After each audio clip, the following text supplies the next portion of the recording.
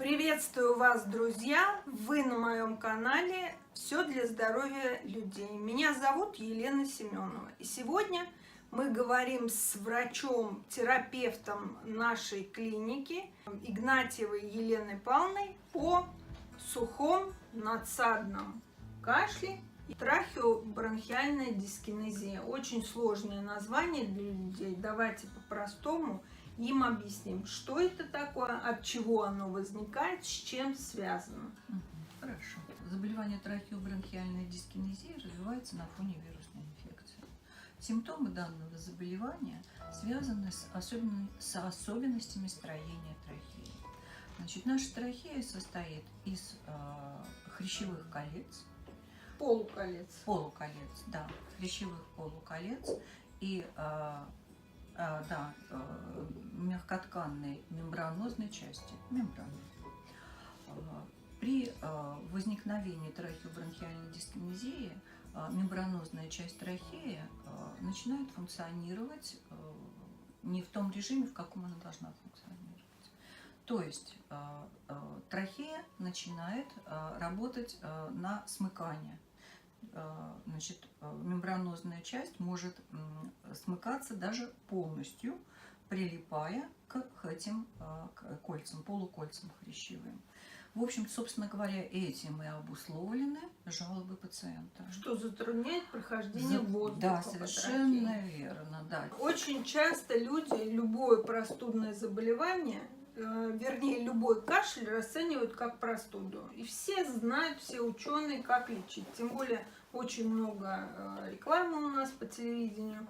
Люди идут сами в аптеку, покупают лекарства, начинают себя растирать, начинают дышать травами и так далее. Что вы скажете на это? Ну, естественно, люди, заболев, будут предпринимать какие-то меры, да, растирание, ингаляции, пойдут в аптеку и купят какие-то лекарства. Это, в общем, к сожалению, это наша жизнь. Да. Да, и нам от этого никуда не деться. Но мы с вами говорим о серьезном заболевании. И мы говорим с вами о серьезных симптомах данного заболевания, которые каждый человек должен усвоить. И еще раз я повторю. Сухой, надсадный, изнуряющий кашель. Раз. Чувство затрудненного вдоха. Ощущение, что вы дышите через заслонку, что вам что-то мешает вдыхать. И третье, состояние, которые могут привести к полуобморочному состоянию. Приступы вот этого надсадного кашля чаще всего в большей степени беспокоят пациентов именно в ночное время. А в дневное время эти приступы могут провоцироваться чем? Допустим, разговором, смехом. И когда человек из теплого помещения выходит в холодное, на улицу, тоже может развиться приступ кашля. Угу. Вот это вас должно насторожить. И с этим, прям вот с первых этих симптомов вы должны идти к доктору для того, чтобы провести адекватный курс терапии. Часто бывает так, что те меры, которые мы сами знаем и сами применяем, в данном конкретном случае при этом заболевании могут ухудшить и вызвать какое-то обострение. Могут. Например, если это трахеобронхиальная дискинезия, то препараты, разжижающие мокроту, противопоказаны. И широко известный препарат АЦЦ может навредить. Ну, я понимаю, что на первых этапах заболевания пациент не всегда это может понять. Это может оценить доктор. Поэтому, конечно, надо обращаться к доктору. Лена Павловна, давайте расскажем. Надсадный кашель – это когда кашляет человек так, что у него прям все нутро выходит. Ну, надсадный кашель – это кашель, который настолько интенсивен, настолько изматывает человека, длительный, грубый, лающий, как я уже говорила. И этот кашель, как правило, приводит к соднению в горле. Всем знакомо это чувство, когда горло раздражается и появляется такое першение, какие-то болевые ощущения в горле, спровоцированные именно вот этим длинным надсадным кашлем. Как мы диагностируем ТБД? Ну, я, так сказать, буду говорить как доктор, да, как происходит диагностика заболевания. Но прежде всего у человека спрашивают его жалобы. естественно, пациент должен обратиться к доктору с такими жалобами, с такими симптомами. А уже доктор, соответственно, начинает обследование, то есть рентген, функция внешнего дыхания с целью постановки правильного диагноза трахеобронхиальной дискинезии. А дальше уже мы идем, так сказать, приступаем к лечению данного заболевания. Доктор должен назначить терапию. Очень важно сказать, что необходимо обязательно лечить трахеобронхиальную дискинезию. Почему? Потому что это заболевание, к сожалению, может перейти в хроническую форму. Что это значит? Это значит, что при повторных простудных заболеваниях будут возвращаться все эти симптомы. Нужно обязательно обратиться к врачу. Обязательно обратиться к врачу.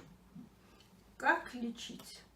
Ну, лечение назначит доктор. Естественно. Да, поэтому о медикаментозной терапии мы с вами говорить не будем. Но в комплекс терапии обязательно входят следующие методы. Первое. Значит, необходимо наладить режим дня. Обязательно пациент должен спать не менее 7 часов в сутки в хорошо проветренной комнате. Первое. Второе. Необходимо избегать психических и физических перегрузок. То есть, в общем-то, человек должен быть спокоен. Это очень важно. Второе. Надо соблюдать речевой режим.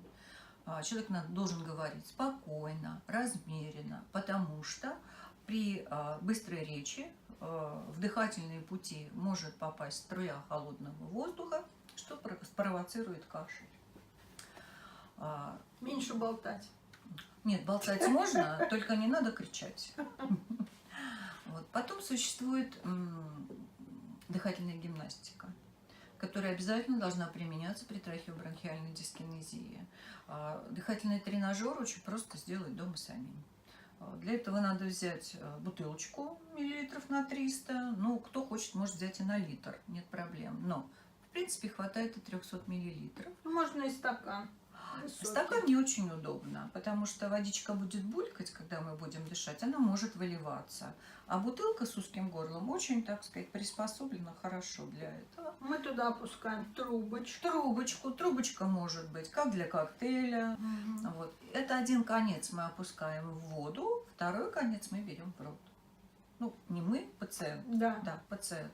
Один конец опускает в воду, второй конец берет в рот. Основа данной дыхательной гимнастики заключается в принципе дыхание с сопротивлением на выдохе. Что это значит? Пациент выдыхает маленькое отверстие этой трубочки на определенную толщину воды. Да, создается сопротивление на выдохе. Принципиально. Значит, мы дышим в эту воду через эту трубку. Все дыхательные движения должны быть очень спокойными.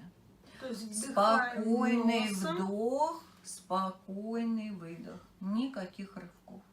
Вдыхаем носом, выдыхаем ртом в трубку в воду. Пузыри пускаем, будет водичка булькать. И выдох тянем по возможности длинный. То есть глубокий спокойный вдох не должен быть не обязательно, обыкновенный, не обязательно, как мы да, дышим, спокойный вдох, но длинный по возможности выдох. Это вот такой тренажер можно сделать дома. Ну а в принципе продаются тренажеры, специальные дыхательные тренажеры, ну, например, аппарат Фролова. Шарики надувать. Не очень, нет, Потому не что так. многие советуют. Потому что, когда надувают шарик, человек, сами знаете, может даже покраснеть, и глаза выпучиться могут, а нам этого не надо. Да.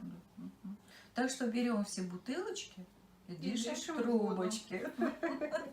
Мы подготовили для того, чтобы наглядно показать, как это делается. Вот у нас бутылочка с водой, вот обычная трубочка для коктейлей. Опускаем ее в бутылку вот таким образом. Не обязательно она должна достигать не дна. обязательно совсем. И просто спокойно в нее дышим. Да, спокойно вдыхаем носом, а выдыхаем в трубочку. Потихонечку. Длиннее выдох. Нет, длиннее выдох. Длиннее. Хорошо. Перевели дыхание. И опять. Вот так мы и делаем. Совершенно верно.